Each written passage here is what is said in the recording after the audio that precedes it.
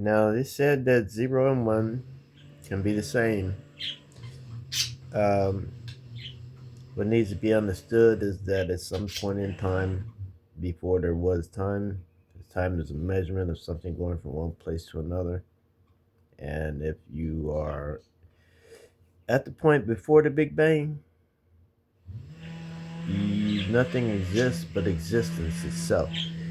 Because existence is a state of being. Even if there's nothing there, non existence is a state of being.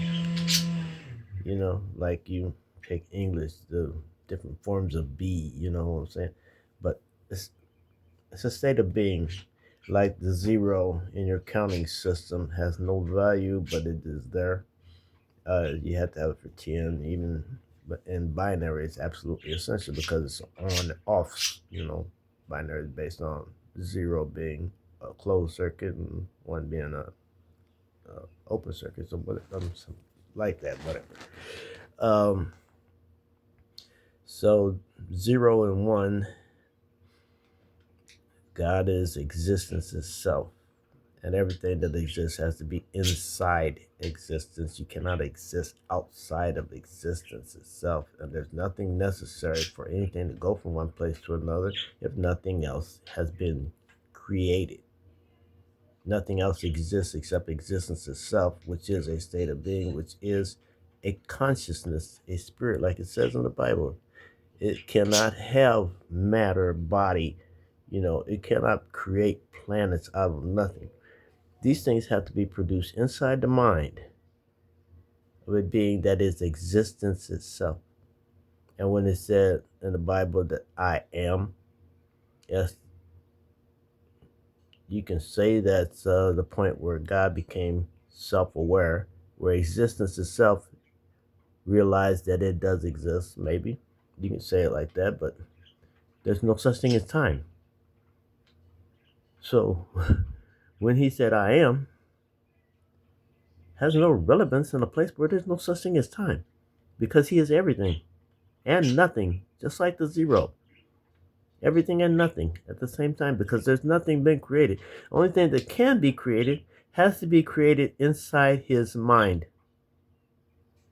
And if you exist, you are a part of existence. So your every single thought is a part of the thoughts of existence itself, because you exist and you're a part of existence. So you're part of something that is everything and was everything before anything. Okay? Zero is I'm not gonna call God zero, but a sentient being. Okay. Um, because you are sentient, and your thoughts create what He created you, with the ability to do the same thing. Like you have a dream at night, and you flow along with the dream. You know, you have created an existing something that exists as a dream, but it seems to have a mind of its own because you're just watching. It's the same thing. God created you with the ability to, create, just like He creates.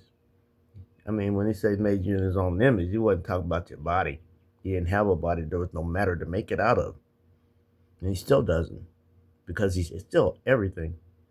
If you try to divide by zero with your computer, you'll blow it up. But that's what a black hole does. And the one inside every single atom and every single thing.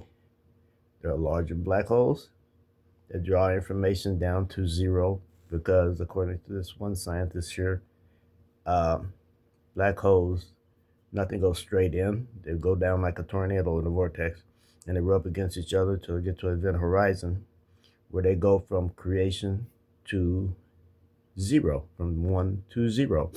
And they have the particles that go wink in and out of existence because they're transferring information constantly from every single atom in existence at all times. That's how your book is written, right, in God. Because you're a string of information. Your whole life is, and it is constantly being recorded. in zero, where it will never go anywhere. That's how you live forever, being part of existence. But you have to be ground down to binary, ones and zeros, before you can get even near to crossing that event horizon, into zero. Well, you'll never be all the way, because just like pi r squared, right? Pi prevents there from ever being such a thing as a true circle, because it can never be boiled down to a definite number. So that they will always funnel. And every instance in your life, every minute, second, whatever in your life, is constantly recorded. And when you die and you stop bringing information in, you spiral down, and that's basically where they say you see your past, right? Well, your energy is spiraling down in every single atom in your body, and you're seeing the past because it's right there beside you as you go around and spiral down, because all your information is being recorded, and your stream will still be your stream when it's in zero, because you can never be true zero because of pi. Now, the scientists keep trying to say that the three dimensions are width, height, and depth. Where they're measuring up is the zero dimension is where everything came from. And the zero dimension is what everything is in. There is no other dimension without zero having created it and maintaining it. Okay, now, for Jesus, creation, God creates with his mind inside himself. He is existence. He's creating things mentally inside himself. He is still a spirit. He has not created a body for himself like he did for his son. He's a spirit. And Jesus was a spirit, because everything that God created basically all together took on a consciousness of itself, because it's not just your thoughts and my thoughts and their thoughts and her thoughts. It's every single thing that God creates with his mind that he wants to be a part of, because he's a artist, a former.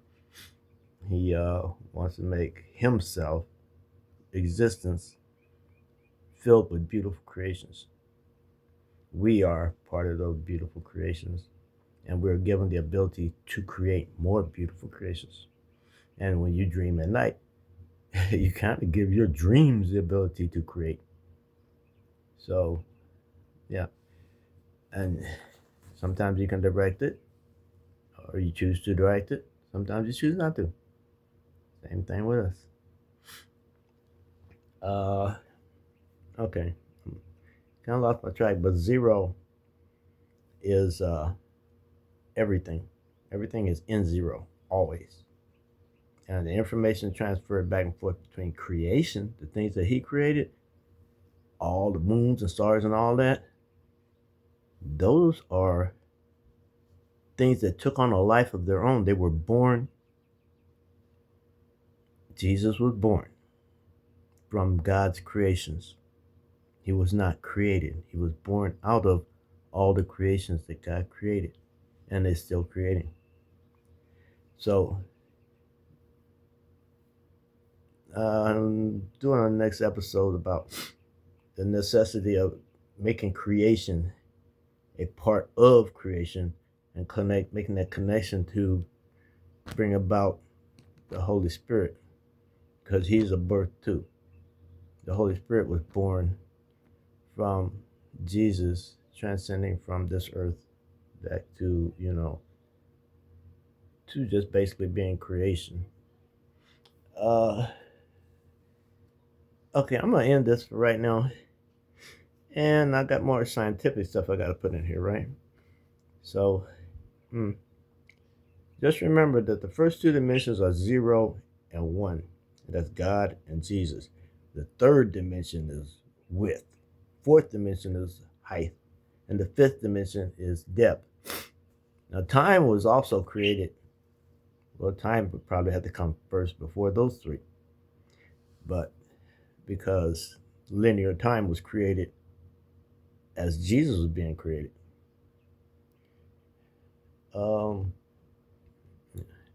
okay, and it says in the Bible that Jesus was at the right hand side of God before any of the stars, anything else, you know. Okay, at the beginning when things were being created, because He is creation. Everything that is created is Him. Everything that exists is not filled with creation. God will, like zero, will always be, is, and always will be. One, which is Jesus, not necessarily necessary for existence to be a state of being. Okay, I'll get back with you.